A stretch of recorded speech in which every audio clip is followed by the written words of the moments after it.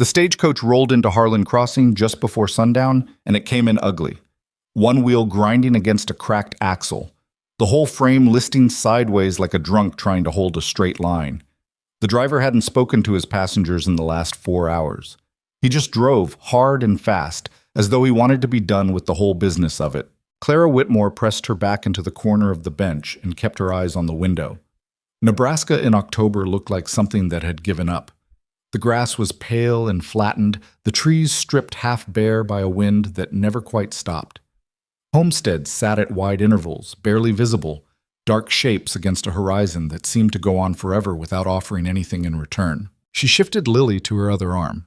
The baby had been fussing since midday, that low, exhausted whimpering that meant hunger or pain or both, and Clara had run through everything in her bag twice over. There was nothing left. She'd given Lily the last of the milk that morning from a tin she'd bought in Platte City, and there hadn't been a stop long enough since to get more. "Shh," Clara murmured, not because she thought it would help, but because it was something to say. She pressed her lips to the top of Lily's head. The baby smelled like sour cloth and dried tears. "We're almost there. I don't know what there is exactly, but we're almost at it." The other two passengers, a hardware merchant in a wool coat and a woman traveling to see a sick sister, had stopped looking at Clara an hour back. She didn't blame them. She'd seen herself in the mirror at the way station in Grand Island. The bruise on her jaw had turned from purple to a sickly yellow-green.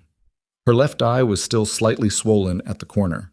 She'd pulled her hair forward to cover the worst of it, but there was only so much hair could do. She had a letter in her coat pocket. She'd read it so many times the fold lines were starting to split. "My name is Cole Mercer. I run a cattle operation south of Harlan Crossing, Nebraska. I am 34 years of age, in good health, and I am looking for a woman of honest character who wants a stable home and is not afraid of hard work. I am not looking for perfection. I'm looking for someone real. If you are that person, write to me at the address below." That was the whole of it. No poetry, no promises. Just a man who said what he meant in plain language, which in Clara's experience was rarer than people admitted. She'd written back the same day she found the advertisement in the back pages of a newspaper she'd picked up off a saloon floor in Kansas City. She'd told him her name, her age, 26, that she could cook and keep house, and wasn't afraid of weather or animals. She had not told him about Lily. She'd thought about it for 3 days and decided she would tell him in person, because a letter could be refused without having to look at anyone. She'd also not told him about Marcus Hale. She'd told him even less about that than she'd told anyone, which was to say she'd told him nothing at all. The stage lurched to a stop. "Harlan Crossing," the driver called, without enthusiasm. Clara got herself up, got Lily settled against her shoulder, got her carpetbag from under the bench. The latch had broken somewhere around the Kansas border, and she'd tied it shut with a length of twine, and stepped out into the cold. The town was small. One main street with a general store, a livery, a building that served as both post office and assayer's office, and a saloon with a light on inside even at this hour. There was a church at the far end, white paint peeling off the clapboard siding. 3 or 4 other structures she couldn't identify. And there, leaning against a post near the stage office, was a man. He was tall, not extravagantly so, but the kind of tall that came from actual height rather than good posture. He wore a coat that had seen a lot of weather and a hat pulled low against the wind. His face was angular, weathered, with a jaw that looked like it could stop a door. He was watching the stage with his arms crossed and his expression unreadable. He looked at the baby first. Clara watched his eyes go to Lily, stay there for a second, and then move to her face. She waited for the shift, the recalculation, the tightening around the mouth that meant this is not what I agreed to. She'd been bracing for it since Kansas. Instead, he straightened up and said, "Miss Whitmore?" "Yes," she said. "Cole Mercer." He moved toward her and reached for the bag before she had to think about giving it to him. "You both look like you could use a hot meal." Clara didn't say anything for a moment. She was working out whether he was going to say something else, whether this was the calm before the question. But he just picked up the bag and glanced at the baby again. And what she saw in his face wasn't outrage or even confusion. It was something closer to concern. "She's my niece," Clara said, because the silence was starting to feel dishonest. "Her mother was my sister. She passed in August." Cole nodded slowly. I'm sorry to hear that. I should have told you in my letter. I know I should have. You're here, he said. She's here. We'll figure the rest out. He said it like it was simple. Clara had enough experience with the world to know that nothing was simple, and she didn't trust simple, and she was already tired of this conversation even though it had barely started. But she didn't have anywhere else to go, and Lily was crying again, and the wind off the plains was the kind that got into your bones and stayed. All right, she said. Lead the way. The ranch was 4 miles south of town, and they made it in the buckboard with a blanket Cole had tucked behind the seat in case it turned cold, which it had.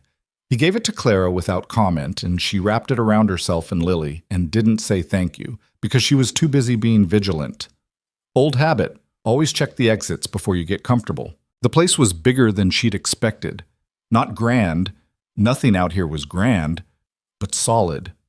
A 2-story farmhouse with a covered porch, a barn that looked well-maintained, 2 outbuildings, and a split-rail fence that ran along the road for maybe a quarter mile. There were cattle in a far pasture, dark shapes moving slowly in the last light. A light was on in the kitchen. I've got a woman who comes in twice a week to help with the house, Cole said as they pulled up. She left supper before she went home, and I've got a room made up. It's small, but it's warm. You were expecting... Clara stopped herself. I was expecting someone, he said. Wasn't sure who. He jumped down and came around to help her with the baby before she could manage it herself, which she almost objected to and then decided against. She was too tired to be prideful about everything all at once. Inside, the kitchen smelled like onions and boiled meat and something baked. There was a pot on the stove, still warm, and a loaf of bread wrapped in cloth on the counter. The table was plain wood, scrubbed clean, with 4 chairs around it. The walls had a few items hung: a calendar, a small mirror, a hand-drawn map of the property lines. No decoration for decoration's sake. A working house. Clara sat down at the table with Lily on her lap, while Cole lit another lamp and ladled stew into bowls. He moved around his own kitchen like a man used to doing things for himself, which she found she respected more than she would have admitted. Does she need something? He asked, looking at Lily, who had gone quiet at last, just watching the lamplight with those large, unfocused infant eyes. I need to find her something to eat. I ran out of milk. Cole paused. Ruth Gunderson keeps a milk cow. She's the woman who helps with the house. I can drive back to her place tonight if you need. In the morning is fine, Clara said. She'll sleep if I can get her settled. She's just worn out. Cole nodded and sat down across the table and pushed one of the bowls toward her. For a moment, neither of them spoke. The stove ticked. The wind moved against the windows. You've got questions, Clara said. I expect you've got more than I do, he said. She looked at him. He was eating his stew with the methodical patience of someone who didn't use meals to talk. There was nothing in his expression that demanded anything from her, which was its own particular kind of strangeness. My sister married badly, Clara said. Lily's father was not a good man. He's gone now. Died of something. I don't know what. I heard it third hand. My sister went a month later. Fever, or maybe grief, or both. Lily didn't have anyone else. So you took her. Someone had to. Cole chewed. Thought. And the man who did that to your face? Clara's hand moved to her jaw before she could stop it. That's a longer story. You don't have to tell it tonight. No, she said. I don't. She expected him to push. Everyone pushed eventually. But Cole just went back to his stew, and Clara sat there in the warm kitchen in Nebraska with a sleeping baby on her lap and food in front of her for the first time in 2 days, and she thought, this is either the safest place I've ever been, or it's a trap I haven't seen the shape of yet. She didn't know which, but she ate the stew, and it was good, and for now, that would have to be enough. The room he'd made up was at the end of the upstairs hall. Small, as he'd said, a narrow bed, a chest of drawers, a hook on the wall for clothes, a window that looked out over the back pasture.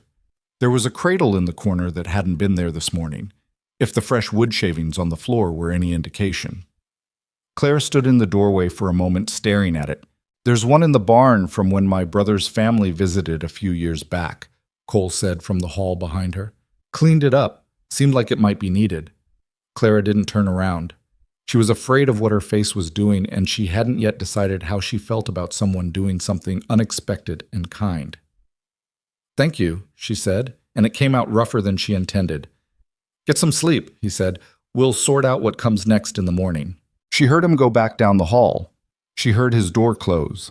She stood there for another minute, and then she went in, lay Lily in the cradle, the baby barely stirred, and sat on the edge of the bed with her coat still on. She was in Nebraska. She had a roof over her head, a bed, food in her stomach. There was a man on the other side of the wall who had looked at her split lip and her borrowed baby and said, "We'll figure it out," like it was the most ordinary thing in the world. She didn't trust it yet. She probably wouldn't trust it for a long time. But she pulled off her boots and lay down without undressing and closed her eyes. And she didn't dream of Marcus Hale that night, which was the first night in 4 months she hadn't. Morning in October on the Nebraska plains was not a gentle thing. The cold came in through the window seams before the sun was up, and Clara woke to Lily fussing in the cradle and a sky the color of iron. She got up, got the baby, went downstairs. Cole was already in the kitchen. He had coffee on the stove and was pulling on his coat, apparently headed out to see to the animals. He glanced at her when she came in, then at Lily. "I was going to go to the Gundersons before you woke up," he said. "Got milk in a little bottle that'll do for her in the meantime." He pointed to the counter, where a glass jar of milk sat and a small feeding bottle beside it. Clara stared at it. "You went out at 4:30, he said. "Had to feed the stock anyway. Figured one more stop wasn't much." He opened the back door. "Coffee's ready. I'll be back in an hour." He left. Clara stood in the kitchen holding Lily, looking at the bottle. She thought about a lot of things in that moment. She thought about the 7 months she'd spent in Marcus Hale's house, where every small kindness was a transaction and every gift had a price. She thought about the way her sister had died in a back room of a boarding house in Salina, with nobody there but Clara and a midwife who'd already been paid and had somewhere else to be. She thought about the 300 miles she'd put between herself and Kansas, the last $40 she'd spent on a stage ticket, the advertisement she'd answered out of desperation, and the faint, embarrassing hope that maybe she was wrong about people. She thought about a man who'd gotten up at 4:30 in the morning to get milk for a baby he'd just met because it needed to be done. She warmed the milk and fed Lily and sat at the table and drank her coffee, and she let herself think, just for a minute, just briefly, that maybe this wasn't a trap. Maybe it was just a start. By the end of the first week, Clara had learned the shape of the place. Cole ran around 300 head of cattle on a property that stretched south and east for several miles. He had 2 ranch hands who came in daily, Emmett, a bow-legged man in his 40s who barely spoke and seemed to communicate mostly through facial expressions, and a younger man named Donal, who was from somewhere in Ireland and had apparently decided Nebraska was a reasonable substitute. Cole himself worked from before sunrise until after dark, and he didn't complain about any of it. Clara took over the kitchen within the first 3 days. Not because anyone asked her to, but because she couldn't stand being idle and the cooking needed doing, and she was better at it than the woman who came twice a week, though she would never say so out loud. She made a list of what was needed in the larder and gave it to Cole without preamble. He looked at it, said, "I'll get it on Friday," and got it on Friday. She asked about the smokehouse and whether it was in use. He said it was, and walked her through it. She started planning for winter. "You don't have to do all this," he said one evening when she was at the stove with Lily in a sling against her chest, and 2 pots going at once. "I know," she said. He seemed to accept that. He sat down at the table and took his hat off and ran a hand through his hair. He looked tired. He usually looked tired. "Emmett says you fixed the back fence gate this afternoon," he said. "The latch was broken. I found the right hardware in the barn." "I've been meaning to get to that for 2 weeks. "It's done now," she said. He was quiet. She could feel him looking at her, though she kept her attention on the pot. Lily was asleep against her chest, warm and heavy. "You're not what I expected," he said finally. "What did you expect?" He thought about it for a moment. "Someone more cautious," he said. "Someone who might need more time before they started doing things like they lived here." "I do live here," Clara said. "I figured I better act like it." She heard him exhale. Not quite a laugh, but close to one. "Fair enough," he said. She ladled stew into bowls and put them on the table and sat down across from him. Lily sighed in her sleep and didn't wake. Outside, the wind moved through the grass, and the cattle were quiet, and there was a particular kind of silence that Clara was beginning to recognize. Not absence of sound, but absence of threat. She hadn't known the difference until she came here. She was starting to know the difference now. The trouble started in the third week, and it didn't come from inside the house. A man named Reginald Pell rode up one afternoon while Cole was out on the eastern pasture. He came to the front door rather than calling from the gate, which was already a bad sign, and when Clara answered with Lily on her hip, he looked at her with the kind of eyes that were always measuring something. "Didn't know Cole had gotten himself a wife," Pell said. He was perhaps 50, with a neatly trimmed mustache and clothes that were too clean for a man who'd just ridden out here on an afternoon errand. Or nearly so. "I'm Miss Whitmore," Clara said. She did not open the door further. "Can I help you with something?" "Just passing through. Wanted to speak to Cole about the south pasture boundary. We've had an ongoing—" He paused, seeming to choose his word carefully. "Disagreement about where his land ends and mine begins." "He'll be back before sundown," Clara said. "You're welcome to wait in the yard." Something flickered in his expression at the word yard. Not the parlor, not a chair inside the yard. But he covered it quickly. "I'll do that," he said, and pulled out his pocket watch and looked at it, as though she'd asked. Clara closed the door and went to the back window to watch him. He didn't wait in the yard. He walked the length of the porch, stopped at the corner and looked out toward the eastern pasture for a long moment. Then he walked back to his horse and stood beside it. When Cole came in an hour later, she told him Pell had been there. Cole's expression did something complicated. "What did he say?" "That he wanted to talk about the south pasture boundary." "He always wants to talk about the south pasture boundary." He set his hat on the hook by the door and washed his hands at the basin, not looking at her. "Reginald Pell has been trying to push his fence line into my land for 2 years. He's got a surveyor in his pocket, or close to it. Is it a serious problem?" He was quiet for a moment. "It's the kind of problem that gets more serious if you let it sit." "Then don't let it sit," Clara said. He looked at her. "You make that sound easy." "I make it sound like advice," she said. "Whether it's easy or not is a different question." He almost smiled at that. It was a small thing, a brief shift at the corner of his mouth. But she noticed it, and she noted that she noticed it. And she went back to the kitchen and didn't think too hard about what that meant. There was a Sunday in late October when it rained so hard they couldn't do much of anything useful. Cole came in early from checking on the stock and found Clara at the kitchen table with Lily on a blanket on the floor and a piece of paper in front of her that she was writing on. He stood in the doorway and watched for a moment. She could feel it, but she didn't look up. "What are you writing?" he asked. "A letter to my sister's neighbor in Salina. I want to make sure no one's looking for Lily." He came and sat down across the table from her. He'd set his hat aside and his hair was damp from the rain. He looked younger without the hat, which surprised her every time. "Is that a real concern?" he asked. "Her father's dead, but there was a man."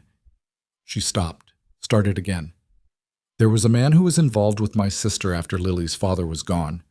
He had ideas about things that belonged to him." "Lily," Cole said. "And me," Clara said. She said it flat and direct, without apology for the directness. "His name is Marcus Hale.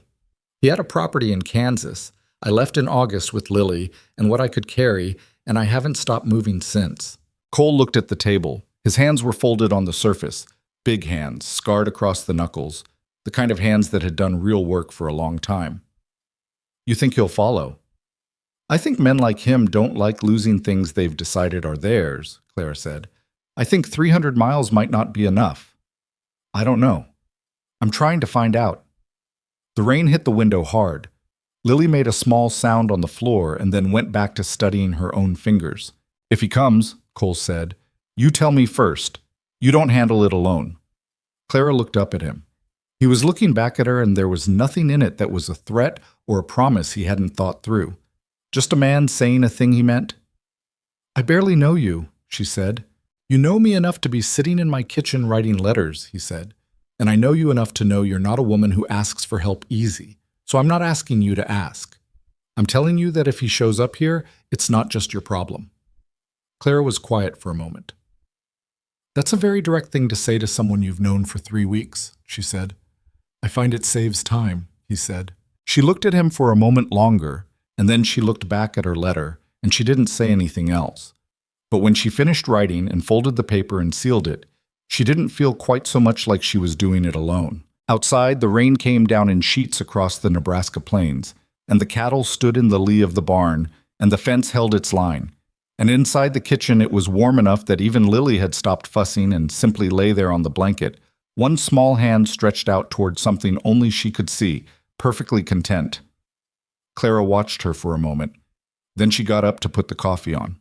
The letter came back from Selena in the second week of November, and what it said was worse than nothing. Clara read it standing at the kitchen counter while Cole was out with Emmett checking the fence line on the eastern border.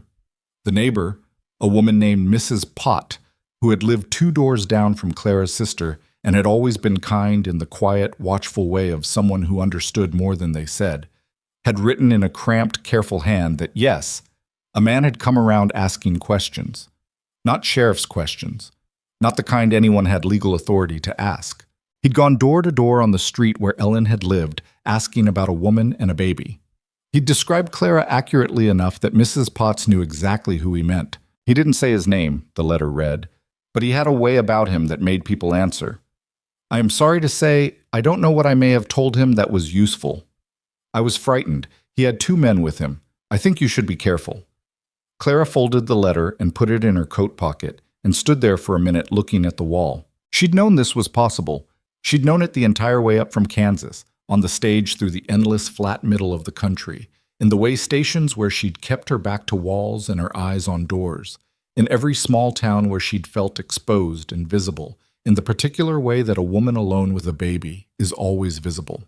She'd known Marcus Hale was not the kind of man who simply accepted being left. What she hadn't counted on was how different it felt to know it here, in this kitchen, in this house that had begun, against every instinct she had, to feel like somewhere she belonged. She was still standing there when the back door opened and Cole came in, stamping mud off his boots. He looked at her face and stopped. "What happened?" he said. She pulled the letter from her pocket and held it out without speaking. He read it slowly. He read it twice. Then he set it on the counter and looked at the floor for a moment, jaw tight, and she watched him work through whatever he was working through. "He's still in Selena?" he said. "As of 2 weeks ago, maybe. The letter took time to arrive. So he could be moving." He could be anywhere, Clara said. She said it evenly because she'd had practice keeping her voice level, even when everything underneath it was not. "He has money. He has men. He is not someone who gives up on a thing once he's decided it's his." "You and Lily," Cole said. "That's what he's decided." "Yes." Cole picked up the letter again, read the last line. He had a way about him that made people answer, and set it down. "How bad is he?" he asked. Not is he dangerous, because the answer to that was already evident. How bad? Clara looked at him directly. "He put me in the hospital in July," she said. 3 days. I told the doctor I'd fallen off a horse. The doctor didn't believe me and didn't say so, which is about as much help as anyone ever gave me. She paused. He never touched Lily, but she was only 5 months old, and I wasn't willing to wait and see what happened when she got old enough to be in the way of his moods. Cole was very still. "All right," he said. "All right," she repeated. "That's all you're going to say?" "What would you like me to say?" "Most men would want to—" She stopped. She'd been about to say most men would want to fix it, and she realized that was exactly what she didn't want. She'd had enough of men who wanted to fix things in ways that had nothing to do with what she actually needed. "I'd like you to tell me what you want to do," Cole said, like he'd read the thought. "Not what I think we should do. What you want." Clara looked at him for a long moment. She thought about the 7 months in Marcus Hale's house, where nobody had ever once asked her what she wanted. She thought about the way a person could get so accustomed to not being asked that being asked felt like a test with the wrong answer. "I want to stay," she said. "I'm tired of running. I don't want to pack Lily up and get on another stage and go somewhere else and start over again somewhere new. I'm tired of starting over." "Then we stay," Cole said, "and we deal with whatever comes." "It might get ugly," she said. "I expect it might," he said.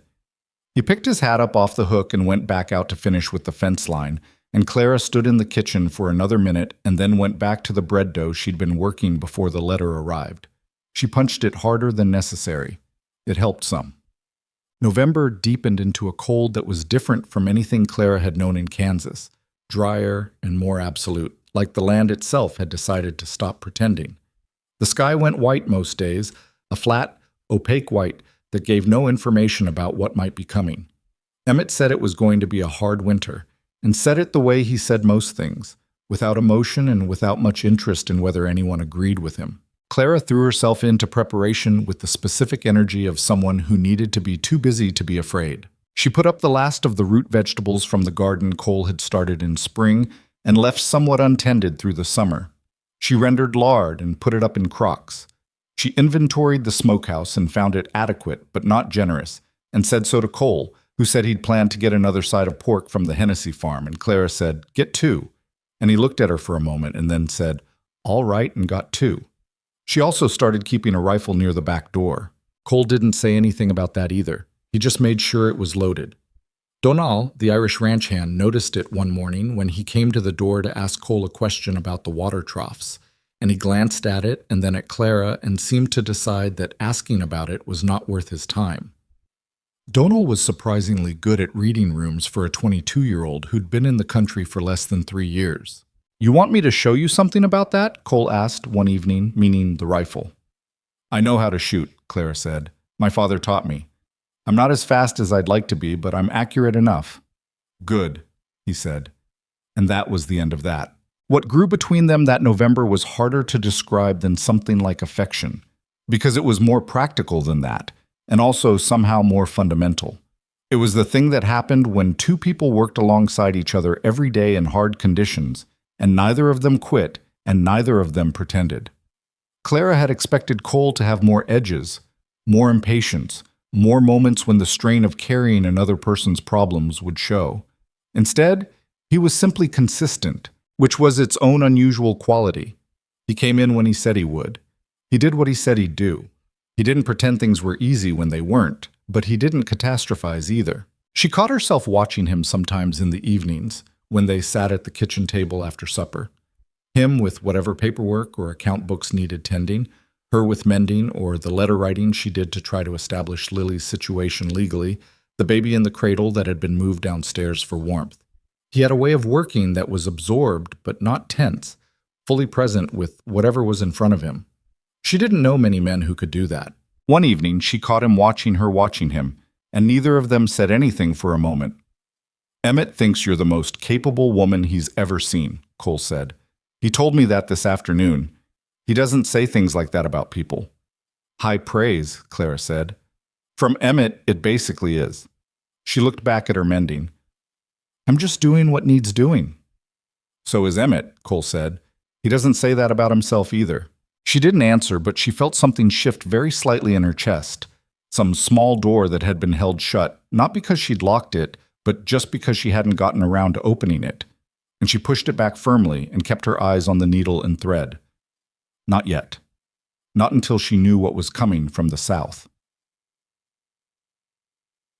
It was Ruth Gunderson who first told her things were being said in town.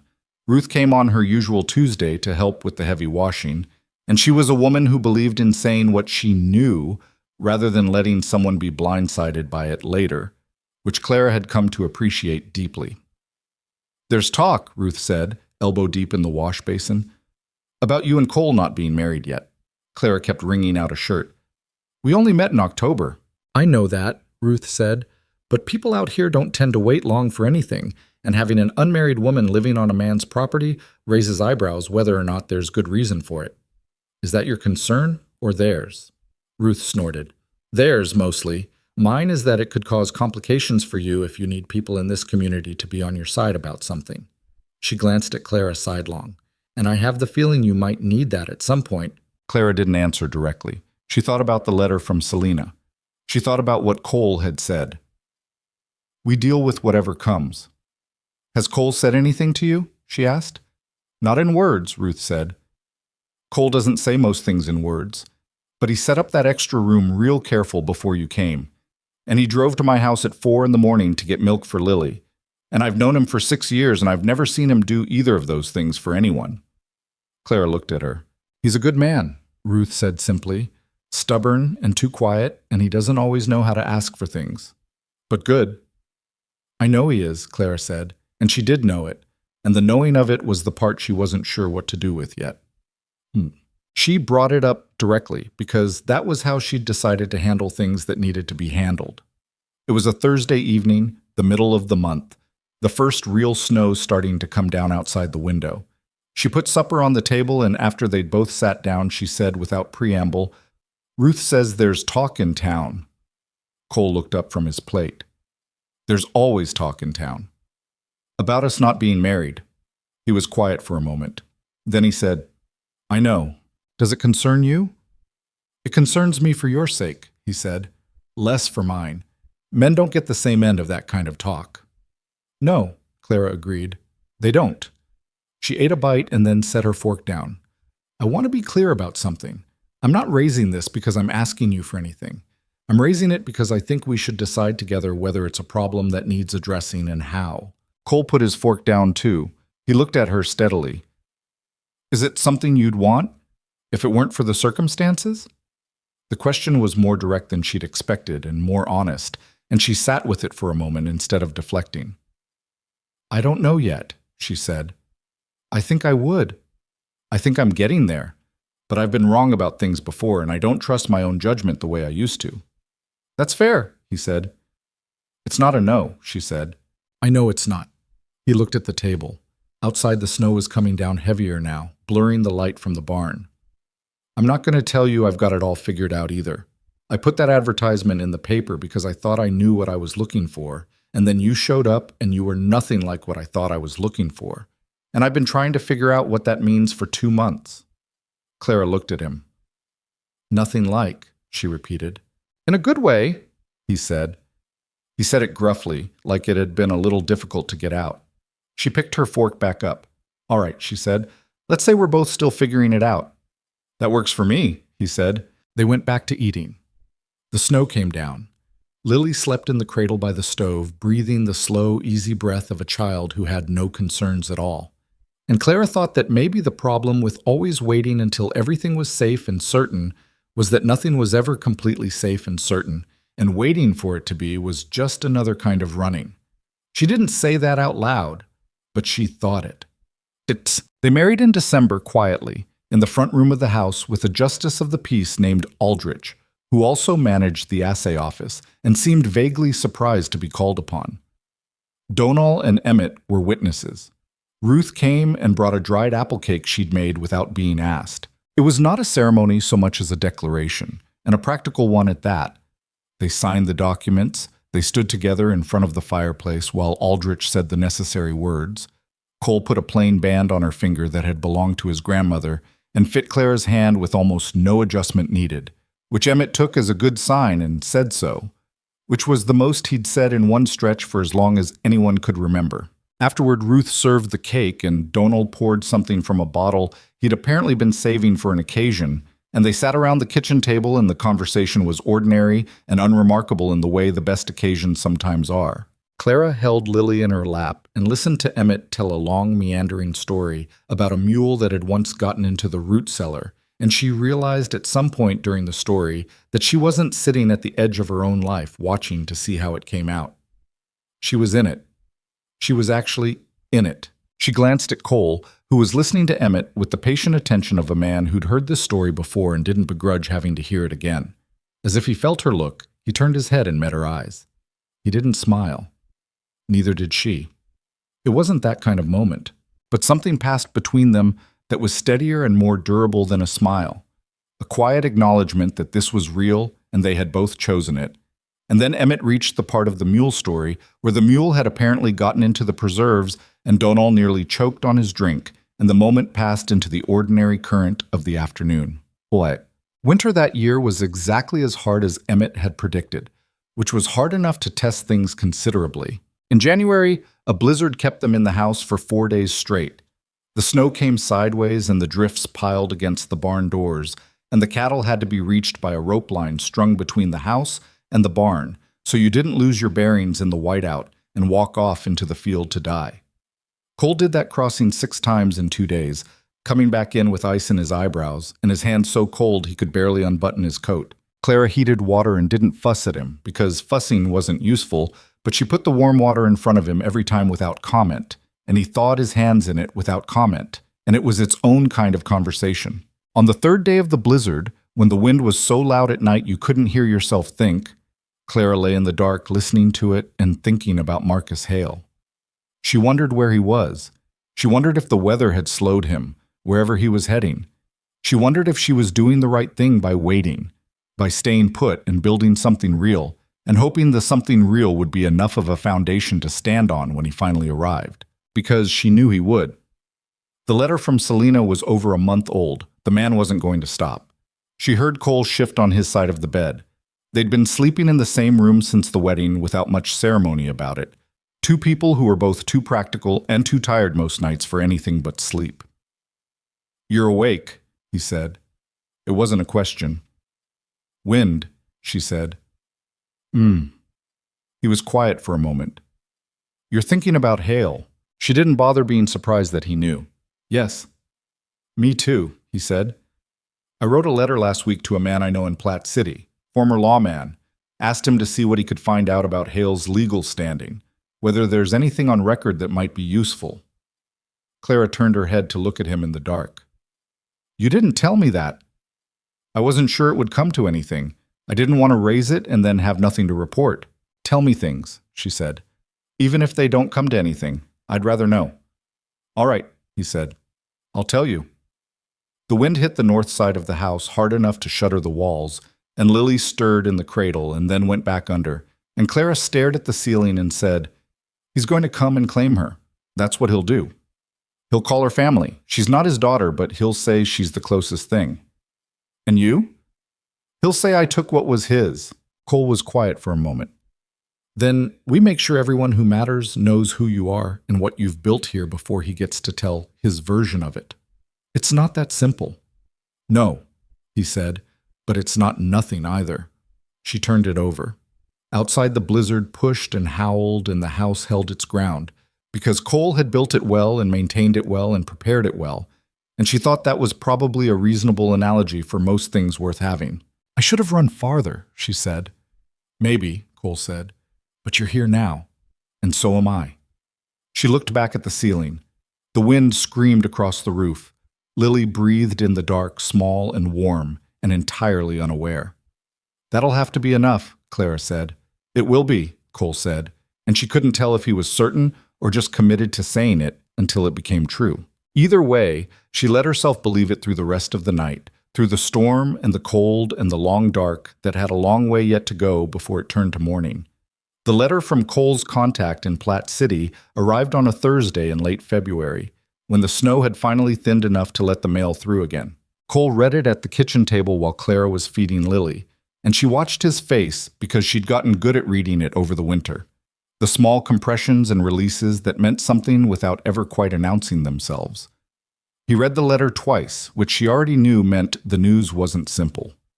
"His name isn't Hale," Cole said. Clara looked up. "What?"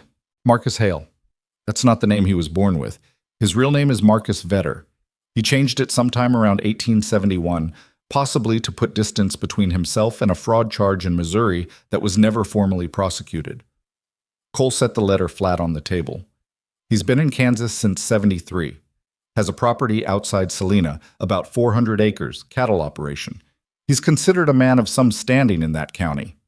"Standing," Clara repeated. The word sat wrong in her mouth. "My contact says he's careful. Never does anything where there are witnesses, never gives anyone official cause. Just operates." Cole looked at her. "He also says Hale left Salina in late January. Nobody knows where he went." January. That was over a month ago. The blizzard had passed in early February, and after it the road conditions had been poor but passable for a determined rider. If Marcus Hale had left Salina in January and was heading north, "He's already in Nebraska," Clara said. It wasn't a question. Cole didn't try to talk her out of it. "Probably." She looked at Lily, who was entirely absorbed in the business of her breakfast, one small hand gripping the bottle with the focused intensity she brought to everything. 8 months old now, sitting up on her own, making sounds that were almost words if you tilted your head right. "Then it's soon," Clara said. "It's soon," Cole agreed. She put Lily down in the cradle and stood up and went to the window. The yard was bright with residual snow, the kind that reflected hard morning light and made you squint. The road south was visible for maybe a quarter mile before it curved behind a line of bare trees. Empty. "I need to know something," she said, without turning around. "If he comes here and he makes a legal claim, guardianship, something like that, what do we have? What's real on paper?" "You're her aunt. Her mother was your sister." "I have no document that says so. My sister never made any arrangement. There was no time." Cole was quiet for a moment. "We have the marriage certificate. You're Clara Mercer now, and we have 2 months of Lily living in this house, cared for, stable. A judge would have to weigh that." "A judge in this county," Clara said. "Not in his." "Yes." "Can we make sure it stays in this county?" "I think we need a lawyer," Cole said. "I've been putting it off because I hoped we'd have more time. We don't." Clara turned around.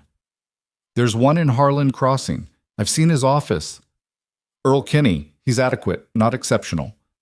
"Adequate may have to do," she said. Cole nodded and stood up. "I'll write in this morning." She watched him pull on his coat.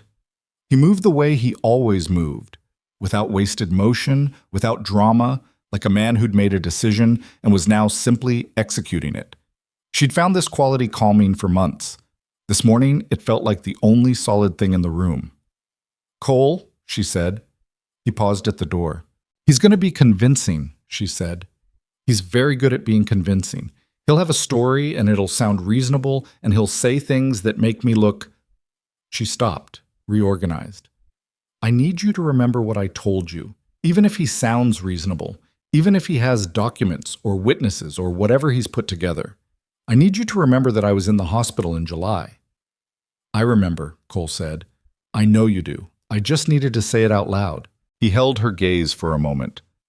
"I'm going to remember it every single day he's in this county," he said. "You have my word on that."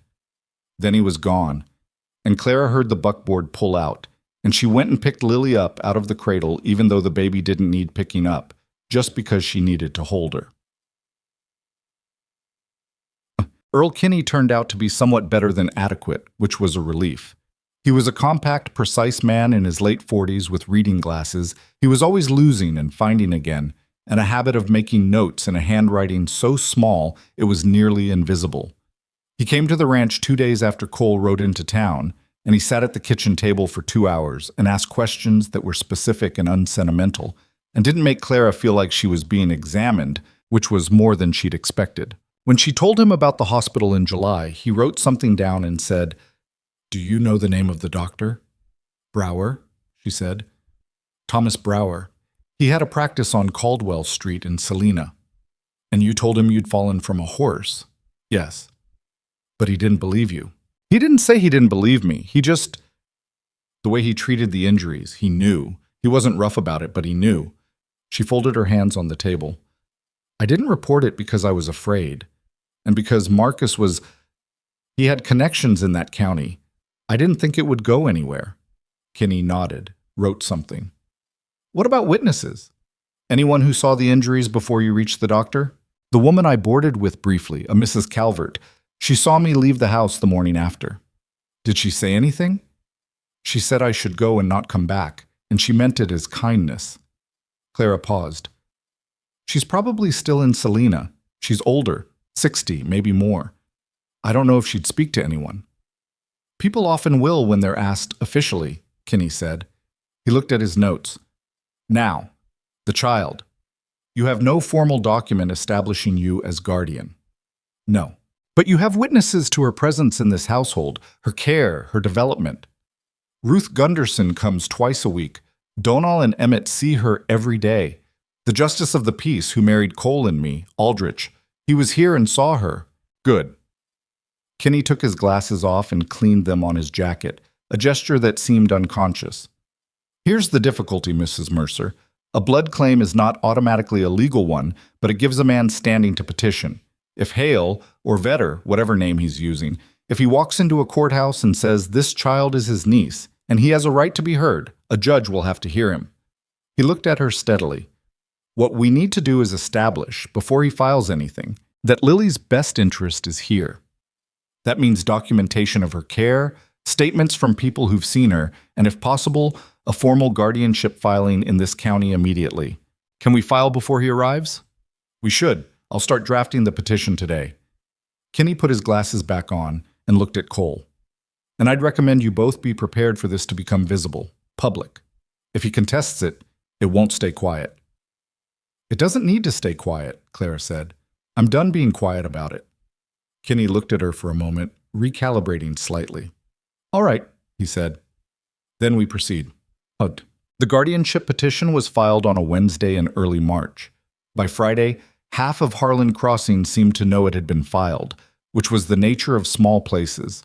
Nothing stayed private long, and information moved through the community the way weather moved across the plains, fast and without much warning. Ruth told Clara about it matter-of-factly on her Tuesday visit. People are talking, Ruth said, most of them sympathetically. Edna Marsh at the general store asked me what kind of man would come after a baby that's already got a good home, and I told her the kind of man who doesn't see the difference between a person and a possession. What did she say to that? She said she had a shotgun and knew how to use it. Ruth paused. She was joking, mostly. Clara almost laughed. It was the closest she'd come to laughing in 2 weeks. The community's response was something she hadn't let herself count on, partly because she hadn't thought of herself as part of the community yet. She'd been in Nebraska less than 5 months. She was still learning which roads went where, and partly because she'd learned early not to assume people would take your side when it was costly to do so. But Donal had apparently said something to someone at the saloon that got repeated around, and Emmett, in his wordless way, had conveyed something to the men at the feed store, and somehow the shape of the situation had become understood. A woman who'd been hurt. A baby with no one else. A man from Kansas coming to take them back. People on the frontier understood that shape. It was a familiar one. Cole came home one evening in the second week of March and said that 3 men from neighboring ranches had stopped by the property that day while he was out. Not to interfere, just to ride the perimeter, just to be visible. Did you ask them to? Clara said. No, Cole said. She thought about that for the rest of the evening. Marcus Hale arrived on a Thursday in the middle of March, which Clara knew before she saw him because Lily started fussing for no reason at about 10 in the morning and wouldn't be settled, and Clara had come to believe, over 8 months of caring for this particular baby, that Lily had some kind of instinct about bad weather in the same way some animals did. She was at the back of the house with Lily when she heard the horse. She heard Cole's voice from the yard, a short, clipped sentence she couldn't make out, and then another voice, lower and smoother, the voice she'd heard in her sleep for months. She put Lily in the cradle and went to the front window. Marcus Hale was on a gray horse. He was exactly as she remembered him, a broad-shouldered man in his 40s with a carefully maintained appearance, the kind of man who could be in a saloon fight on a Saturday and look perfectly respectable by Sunday. He had 2 men behind him, which she'd half expected. He was speaking to Cole in the measured, reasonable tone he used when he was managing a situation, which was the most dangerous version of him. Clara went to the back door and got the rifle. She checked it, already loaded, as it had been every morning since January, and went out the front door and came around the side of the house and walked into the yard. Both of Hale's men stiffened when they saw the rifle. Cole didn't flinch, but she saw his weight shift slightly, and she knew him well enough to know that meant he was relieved rather than alarmed. Hale looked at her. Something moved across his face. Surprise. And then something harder and colder behind it, the thing he usually kept covered. Clara, he said. Mr. Hale, she said. She stopped beside Cole and kept the rifle at her side, not raised, but not hidden either. Or is it Vetter this week? A brief pause. So you've been asking around. So have you, she said. Mrs. Potts sends her regards. His jaw tightened slightly, a small fracture in the polished surface. I came to talk. No reason this has to be unpleasant. It's already unpleasant, Cole said. His voice was flat and even. You came to my property with 2 armed men to take a woman and a child. There's no version of that which isn't unpleasant. I came to discuss Lily, Hale said, with the emphasis of a man correcting a misunderstanding. She's family. I have a legitimate concern for her welfare. She's doing well, Clara said. Her welfare is fine. She's living with people she's known for 5 months on a ranch in the middle of Nebraska. Her mother is dead. Her father was your hired man who beat my sister until she had nothing left, Clara said, and she said it loud enough that the two men behind Hale heard it clearly. And you know that because you picked him. And you said it was her own fault for provoking him, and I know that because I was in the room. Hale's expression did something complicated.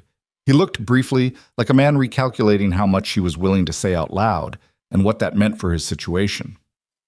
You're making accusations. I'm making statements, Clara said. There's a difference. Accusations need proof. Statements I can make to anyone who asks, including a judge, including in a sworn deposition in a courthouse, and I will. She took a breath, kept her voice level, kept the tremor she could feel in her chest from getting into her words. I've already spoken to a lawyer. There's a guardianship petition filed in this county. You want to contest it? You're welcome to try. Hale looked at her for a long moment, and then he looked at Cole, and then he looked at the rifle. This isn't over, he said. I know, Clara said, but you're leaving my property today. One of his men shifted in the saddle, and Cole said very quietly, I would not do that. And something in the way he said it, not loud, not a threat exactly, just a certainty, made the man go still. Hale held her gaze for another moment. She held it back. She felt her heart doing something violent inside her chest, and she breathed through it and kept her face still. Then he turned his horse and rode back down the road, and his men followed, and Clara stood in the yard and watched them until they went around the curve behind the bare trees and were gone. She became aware that her hands were shaking. Cole put his hand on her shoulder, not hard, just there. You all right? He said. No, she said honestly, but it doesn't matter. He kept his hand where it was for a moment. She let him. Pause. What followed was 3 weeks that felt like standing on ice and listening to it creak. Hale didn't leave the county. He took a room at the hotel in Harlan Crossing, which was a deliberate choice, visible, established, the act of a man who intended to be seen as a legitimate party rather than an interloper. He was polite in town. He bought drinks for men at the saloon and was agreeable in conversation. He told people he was concerned about a child he felt a family obligation toward. Clara heard all of this from Ruth, who heard it from Edna Marsh, who was paying close attention. He's building a picture, Clara told Kinney when the lawyer came out on a Tuesday. He is, Kinney agreed, and we're building a counterpicture. The guardianship petition is solid. What I need before this goes in front of a judge is anything that establishes his character formally. He looked at his notes. I've written to Dr. Brower and Selena. I haven't had a response. He might not respond, Claire said. He didn't want to get involved then. He has even less reason now. People surprise you, Kinney said, which was either optimism or experience, and Clara couldn't tell which. The other thing Kinney needed was Clara's testimony. Not eventually, not at trial, now in a sworn statement, so it was on record before Hale could file anything of his own. Clara gave it on a Friday afternoon in Kinney's office in town, sitting in a straight-back chair with Cole in the room because she'd asked him to be there, and Kinney saw no reason to refuse. She'd thought about whether she could do it, say all of it out loud to a man with a pen writing it down, making it permanent and official and visible in a way that couldn't be taken back. She'd decided that was exactly why she had to do it. The taking back was what Marcus Hale had always counted on, the way she'd always agreed to let things stay quiet. She started with July, the night that put her in the hospital, and she went backward from there, and it took longer than she expected because there was more of it than she'd let herself consciously catalog. And at some point, Kinney stopped writing and just listened, and Cole sat very still in the chair beside her with his hands folded on his knee and his jaw tight, and Clara kept her voice even and her eyes on the desk and said all of it. Afterward, Kinney said, "That's enough for what we need." Clara nodded. "You understand this becomes part of the public record if we proceed." "I understand," she said, "and you're prepared for that." She looked at him directly. "I've been prepared for it since October," she said. "I was just waiting to be somewhere safe enough to say it." Moment. The letter from Dr. Brower arrived in the last week of March. It was short, 3 paragraphs. He said that he remembered the patient, that the injuries he observed were inconsistent with the explanation provided, that in his professional opinion they were consistent with deliberate harm, and that he had documented his observations at the time and retained those records. He said he was prepared to provide a formal statement if required. Clara read the letter 3 times at the kitchen table. "He believed me," she said. She said it quietly, like she was still trying to understand what the sentence meant. He believed me the whole time, and he just didn't say so. He's saying so now, Cole said. 8 months later, after I moved 300 miles. She set the letter down. She wasn't angry, exactly. She was something more complicated than angry, the feeling of relief arriving too late to be clean, tangled up with everything it had cost her to get here. People are afraid, Cole said. Doesn't make it right. Doesn't mean his statement doesn't matter now. Clara looked at Lily in the cradle. The baby had finally worked out how to pull herself to standing by gripping the side of the cradle, and she was doing it now, tremendously pleased with herself, rocking back and forth on unsteady legs with the focused concentration of someone learning a new skill. Look at her, Clara said. Cole looked. She doesn't know any of this is happening, Clara said. She's just learning how to stand up. And she's doing it in this house, Cole said, because you got her here. Clara was quiet for a moment. There was a tightness in her throat she was working to keep manageable. Kenny needs to know about this letter, she said. I'll ride in tomorrow morning, Cole said. She nodded. She picked Lily up out of the cradle before the baby toppled, and Lily grabbed a fistful of Clara's hair with complete disregard for whether it hurt, which it did, and Clara didn't disengage her because sometimes you needed to feel something ordinary and real and uncomplicated. We're going to win this, Cole said. Not the way you said things to comfort someone, the way you said things because you believed them. Clara pressed her face into the warm curve of Lily's neck. We have to, she said. The hearing was scheduled for the 8th of April, which gave them less than 2 weeks. In those 2 weeks, the shape of the situation in Harlan Crossing sharpened and clarified the way things did before a storm. Everybody knew something was coming, and people started choosing sides not out of drama, but out of the simple human need to know where they stood.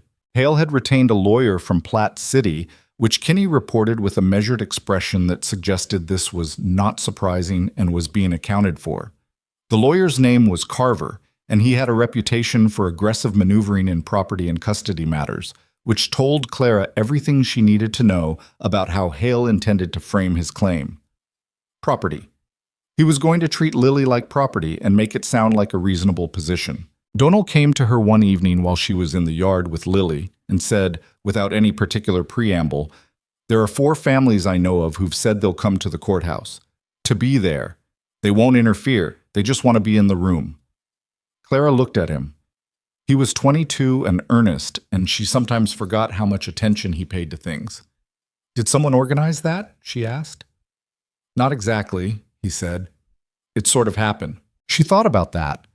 She thought about the men who'd ridden the perimeter of the ranch without being asked, and Ruth who came Tuesday regardless of weather, and Edna Marsh who'd made the remark about the shotgun, and a doctor in Selena who'd kept records for 8 months and was willing to stand behind them. She thought about what it meant to build a place in a community slowly and honestly without asking for anything directly, and still end up with people around you when something hard came.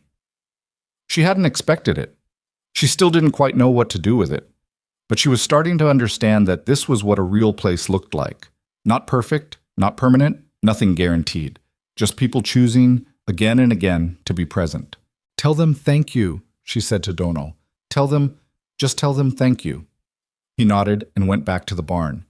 And Clara held Lily against her hip and looked out at the road south, at the spot where Marcus Hale had ridden away 3 weeks ago, promising this wasn't over. It wasn't. The hearing was 12 days out, and she wasn't ready to feel anything like relief yet, and she was too realistic about how these things could go to assume the letter from Brower and the people filling the courtroom would be enough. But she was still here. She was still standing in this yard, on this ranch, in this county, and Lily was warm against her side, and 12 days was 12 days. She'd wait it out. She was good at that now. The night before the hearing, Clara didn't sleep. She lay in the dark and listened to Cole breathe and tried to make her mind go quiet, and it wouldn't. It kept moving through the same territory. What Carver would say, what Kinney would say back, what the judge looked like, whether the judge had already made up his mind before anyone spoke a word. She'd heard enough about how these things went to know that a man with money and a polished lawyer and a story that sounded reasonable could win even when the truth was on the other side. She'd believed in the truth being enough once. That had been a long time ago. Around 2 in the morning, she got up without waking Cole and went downstairs and checked on Lily, who was sleeping with her usual absolute commitment, face pressed sideways into the mattress of the small bed they'd transitioned her to in February, one arm flung out, entirely unconcerned with the state of the world. Clara sat in the chair beside her for a while in the dark. She thought about Ellen, not the way she usually thought about her. The last weeks, the boarding house in Salina, the specific quality of grief that came from watching someone disappear slowly and not being able to stop it. She thought about Ellen before all of that. Ellen at 17, laughing at something Clara had said. The two of them in their mother's kitchen in the early morning before the rest of the house was up. Ellen had always laughed too loud for the space she was in. Their mother used to say it like a criticism. Clara had always loved it. She looked at Lily's sleeping face and found Ellen in it, around the eyes, in the shape of the jaw. And it hurt the way it always did, but it also steadied her, because this was the thing she was doing this for, and it wasn't abstract. It was a specific sleeping child in a specific house that had become a real home, and nobody was going to take that apart as long as Clara had anything to say about it. She went back to bed before dawn and lay there until Cole's alarm pulled him up, and she got up with him, and they had coffee in silence, and it was the right kind of silence. Not strained, not loaded, just two people who'd said what needed to be said and were now in the part that required doing rather than talking. Emmett arrived early. Donal was already at the barn. Ruth came at 7, earlier than usual, without explanation, and took over the kitchen and told Clara to go get ready and said it in a tone that did not invite discussion. Clara went upstairs and put on the blue dress she'd bought in November.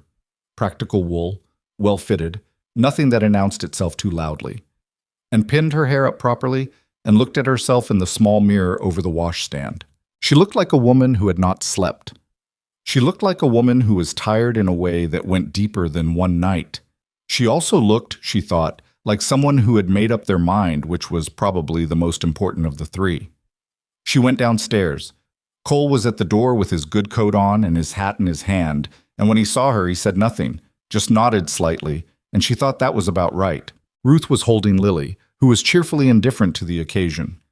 "I'll be here when you get back," Ruth said. "Take as long as it takes. She'll be fine." Clara kissed Lily's forehead. Lily grabbed her nose, which she'd been doing for 3 weeks, and found endlessly funny. Clara straightened up and breathed. "Let's go," she said. The courthouse in Harlan Crossing was a modest building, 2 stories, sandstone facing, the kind of architecture that tried for authority without quite achieving grandeur. There were 8 horses already tied outside when they arrived, which was more than a routine morning warranted. And when Clara looked more carefully, she recognized some of the riders standing on the steps. The Hennessy brothers from the farm to the north, Old Marsh from the general store, a woman named Delphine Souza, who kept the post office and had never spoken more than 6 words to Clara in any single encounter. They weren't there to do anything. They were just there. Standing on the steps in the morning air, hats on, eyes forward, Clara felt something tighten in her throat and pushed it back. Inside, the hearing room was small, a judge's bench, 2 tables facing it, a dozen chairs along the wall that were already half filled. Kinney was at the left table, his documents arranged in the small, precise stacks she'd come to associate with him working at his best. At the right table sat a man she didn't recognize, Carver, presumably, and beside him, Marcus Hale. Hale was dressed well. Of course he was. Brown wool coat, clean-shaven, the particular groomed neatness of a man who understood that how you presented yourself in a room was half the argument. He looked, from the outside, like a reasonable person with a legitimate concern. He looked at her when she came in. She looked back at him and then away deliberately, as though he was simply another feature of the room, and took her seat beside Kinney. "How are you?" Kinney said quietly. "Ready," she said. "Good," he said. "The judge is Horace Weller. He's been on the bench 12 years. He's fair, but he doesn't like theatrics, so we keep it direct. I'll do most of the talking unless he asks you to speak directly, in which case, I know what to say," Clara said. Kinney looked at her for a moment. "I know you do," he said. "I just want to make sure you know I'll be right here." She nodded. Cole sat down on her other side and put his hat on the table and said nothing at all, which was exactly correct. Judge Weller came in at 9 o'clock sharp, and the room went quiet. He was a heavy-set man in his 60s with a face that suggested he'd heard most things twice and wasn't surprised by much. He took his seat, looked at both tables, and said, "Let's get to it." Carver went first. He was good at his job, which Clara had known he would be. He laid out his case in a measured, sympathetic tone. A man of standing, a family connection to the child in question, a concern about the circumstances in which the infant had been removed from Kansas and transported out of state without the knowledge or consent of extended family. He used words like welfare and stability, and blood connection with the practiced ease of someone who knew which words moved judges. He did not mention Marcus Hale's real name. He did not mention anything that happened in July. Clara watched the judge's face while Carver spoke. Weller was listening, not reacting, his expression giving nothing away. She'd hoped for more, some visible skepticism, some early signal, but there was nothing to read yet. When Carver finished, Kinney stood. Kinney's approach was the opposite, plain, factual, almost dry. He established the timeline: Clara's arrival in October, the marriage in December, Lily's presence in the household for 5 uninterrupted months. He submitted Ruth Gunderson's written statement describing the child's care and development. He submitted Aldrich's statement and Donald's and Emmett's, and the last one was 3 sentences long and read like it had been written with some difficulty, which made it the most convincing of the 4. Then Kinney said, "Your Honor, we also have a statement from Dr. Thomas Brower of Salina, Kansas, who treated Mrs. Mercer in July of last year." Weller looked up. Treated her for what? For injuries consistent with deliberate physical harm in the doctor's professional opinion. He observed and documented these injuries at the time of treatment. He is prepared to provide sworn testimony. Kinney set the letter on the judge's bench. The petitioner in this case was the source of those injuries, Your Honor. Carver was on his feet immediately. There has been no charge, no prosecution. That is correct, Kinney said, still without heat. No charge and no prosecution. However, a medical professional's documented observations are admissible in this court, and we are asking the court to consider them in weighing the petitioner's fitness to be granted any custodial consideration. Weller held up a hand, and Carver stopped. The judge read the letter. He read it slowly. Clara watched him read it and tried to breathe normally. "I'll allow it," Weller said. Carver's jaw tightened. He sat back down. Kinney set his papers in order. "Your Honor, we'd like to call Mrs. Clara Mercer to speak." This was the part Clara had known was coming, and had known she'd either hold together through or wouldn't. She stood up and walked to the front of the room and faced the judge and put her hands flat on the railing in front of her because they would shake if she didn't give them something to do. Weller looked at her directly. "Mrs. Mercer, you understand you're speaking under oath?" "Yes, Your Honor." "Tell me about the child." She'd thought he would ask about Hale first, or about the injuries, or about the legal details Kinney had laid out. The question about Lily caught her slightly off center, which might have been intentional on his part, because it was the question that was hardest to answer with composure. "Her name is Lily," Clara said. "She's 8 months old. She has 2 bottom teeth, and she's been pulling herself to standing for about 3 weeks. She says something that sounds like ma sometimes, though she says it to everyone, including the cat." A small sound from the chairs along the wall. Someone suppressing something. "Her mother was my sister, Ellen. Ellen died in September. There was nobody else. You took the child without informing anyone. I informed the people who needed to know. Her father had already been gone for 2 months at that point. Marcus Hale," she said the name clearly, let it sit in the room. "He was not family. He was a man who had an interest in keeping me in his house, and he used my sister and then Lily as the means of doing it." "That's an allegation," Carver said from his table. "I'm aware of what it is," Clara said, still looking at the judge. "I can tell you what I know from being in that house. I can tell you that he chose the man who fathered Lily specifically because he wanted my sister dependent and controlled. I can tell you what I saw in that house over 7 months. I can tell you what he said to me the night I ended up in Dr. Brower's office." She paused, breathed. "I can also tell you that I was afraid to say any of it for 8 months, and I'm not afraid anymore, and I'd like the court to understand why." The room was very quiet. Weller said, "Tell me." So she did. She didn't look at Hale while she talked. She made that decision before she came in, and she held to it, because she knew if she looked at him, she would see that expression he made when he was calculating, that particular stillness.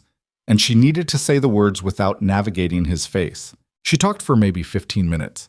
She said things she'd only ever said once before, in Kinney's office, and some things she hadn't said even there because she hadn't found the language for them yet.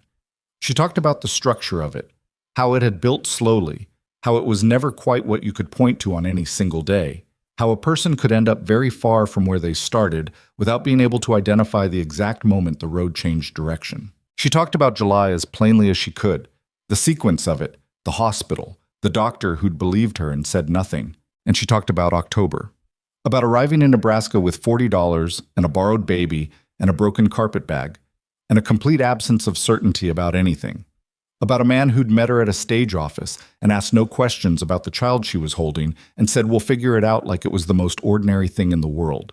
"I know what a real home looks like now," she said. "I didn't before, or I'd lost track of it. But I know what it looks like now, and Lily is in it, and I would like the court to let her stay." She stopped. Her hands were pressing hard on the rail. She unclenched them deliberately. "Thank you," Weller said. He looked at Hale. "Mr. Hale, you'll have the opportunity to speak."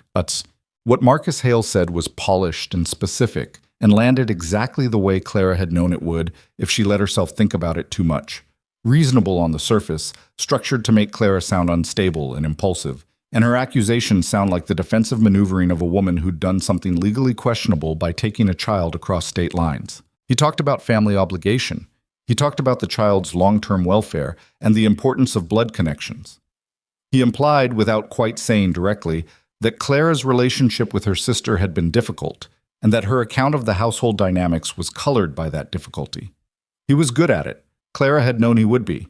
Carver followed up by questioning the legality of the removal of the child from Kansas and whether the guardianship petition filed in Nebraska had precedent over any claim that might be filed in the child's state of origin. Kinney objected twice and was sustained once. Then Weller asked Hale one question. "Mr. Hale," he said, "your legal counsel describes your interest in this child as a family obligation. Can you explain to me what your family connection to the child is, specifically?" Hale paused for the first time. A small pause, controlled, but Clara caught it. "I was closely involved with the child's mother," he said. "As a relation?" He recalibrated. "As someone who supported the family during a difficult period. But not a blood relation.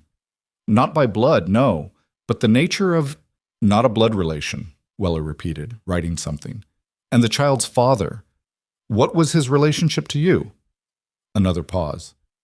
"He worked on my property." "So the child's father was your employee?" "At one point, yes." Weller wrote something else.